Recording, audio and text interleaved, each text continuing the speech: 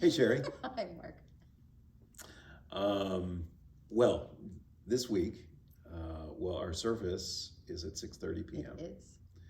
Um, it's just a regular Shabbat service, Which is good. which I think is still pretty wonderful Yes. and special. Yes. And this week is, I find there are a lot of Torah portions that I find very interesting. This is a special one, I think. Yes. And the reason that I think it's special because there's this small little section where Moses and Aaron and Nadav and Avihu and the 70 elders of Israel go up Mount Sinai a little ways. And there, the 70 elders of Israel, and I assume also Nadav and Avihu, and Moses and Aaron, that they actually see the splendor of God. Yes. And, this is a weird thing in the context of the rest of the Torah because, bad things happen to you if you actually see God. Exactly. Right? And so, one, how are they able to do this? And two, I mean, what kind of effect did it have on them? What did they actually see? I wonder about these things. Yes. And because I wonder about God, right? So this is a very interesting Torah portion to me. And I was reading some commentary just a little while ago about it. And the interesting part is that Moses is going to continue up the mountain.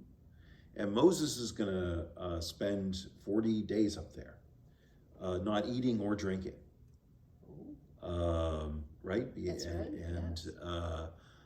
But the 70 elders of Israel, within this very short bit of text, we're told that they beheld the splendor of God, and then they ate and they drank. And at least for them, not being Moses, that this was taxing on them.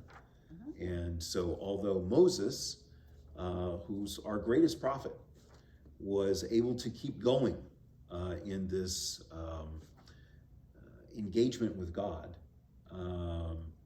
the elders, that was very taxing for them, and they immediately they had to eat and drink.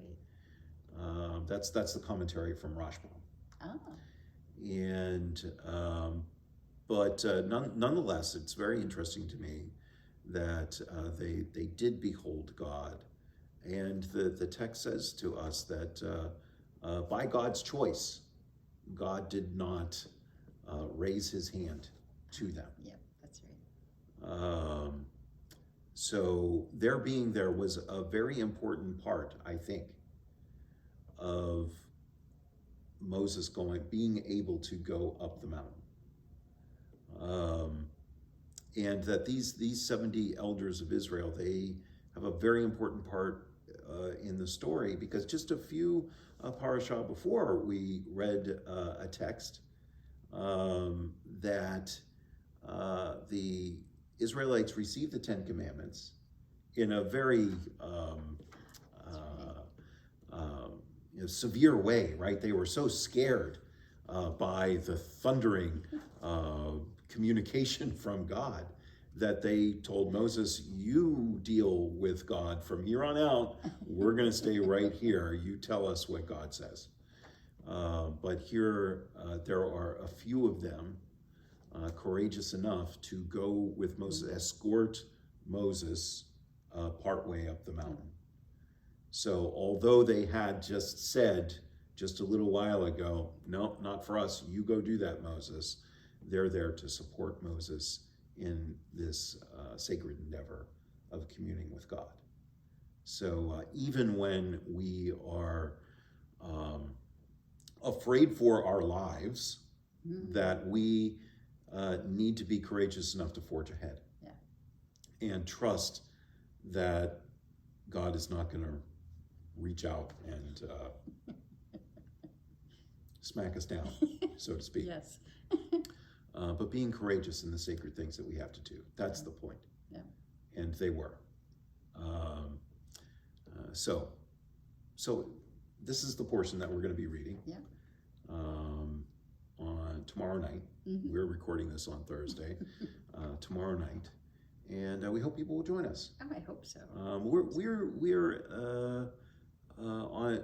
We are like those 70 elders in a way that we are courageous to join here in sacred community, which is not really the way the general society is going.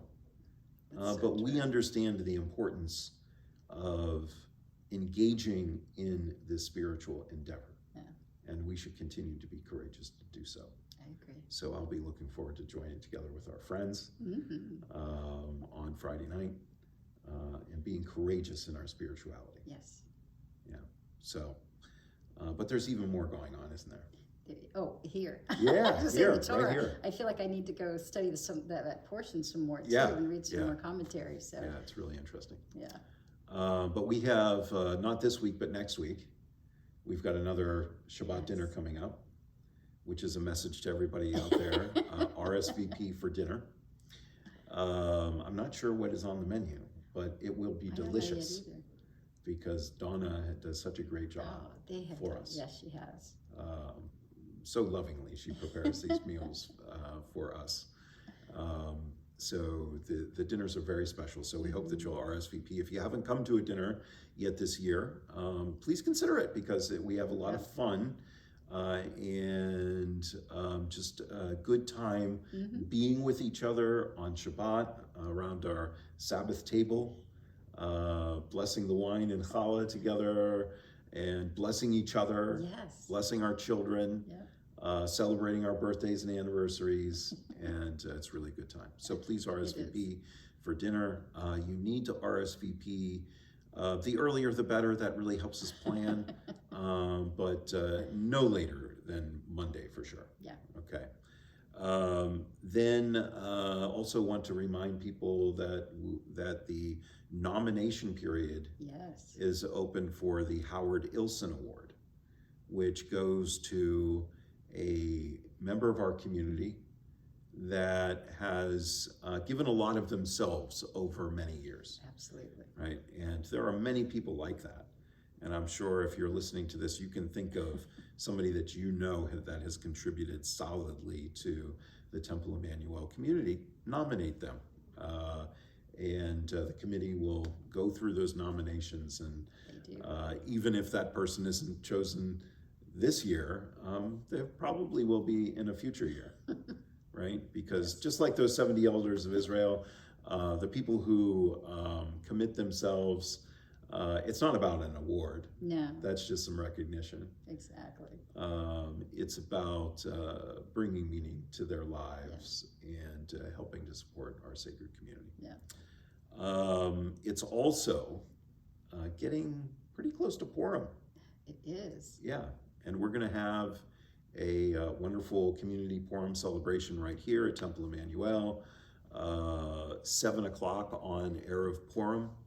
And what do I want to tell you? Oh, the very important thing is that during Purim, we have a Mishloach Manot fundraiser.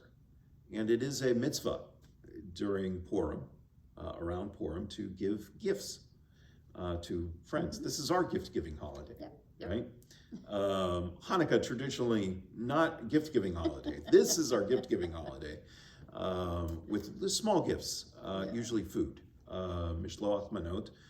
So we have a fundraiser, and you can sign up to send a little gift bag that we put together. You don't have to go out and buy anything. You just make a donation, and part of that donation, we will put together a gift bag for you, and we'll send it out to the people that you ask. So look for that information. I think it was in the bulletin, but you can definitely go to our website, tewaterford.org, and find out about that. It's an important thing to do. It is. Right? Not only that it's, we should do it because it's tradition, but also it helps the temple. It does. It helps our temple community. And then lastly, Bread and Torah. Yes. Yeah. Oh, that is soon too. That is soon March too. March 8th through 10th. Rabbis Linda Motzkin and Rabbi Jonathan Rubenstein will be here to pass on their knowledge. Rabbi Motzkin, she is a Soferet. She is trained and expert in the arts of how to construct a Torah, how to be a Jewish scribe. Yes. And so she's going to teach us all about that. Yep. And there's a tremendous amount of spirituality in that. And also a lot of craft skills. Yes. Yeah, she's an artist. She is an artist. So it's fascinating, and everyone will get something out of that. And then Jonathan Rubenstein, he is an expert baker. Yes, he is. And he's going to pass on some of his knowledge about that, and also how he's used his baking skills to elevate his community. And that will be fascinating too. Yes. So hopefully, as well as teaching us some baking skills, I'm hoping some of his spirituality rubs off on us too. Sure. Yeah. So that is something to look forward to. I know everyone has already marked off on their calendar March 8th through 10th. And now we're in the planning process, and it's going to be a wonderful weekend. We hope that you will come and enjoy part of that artisan residence. Definitely. Anything else we're missing, Sherry?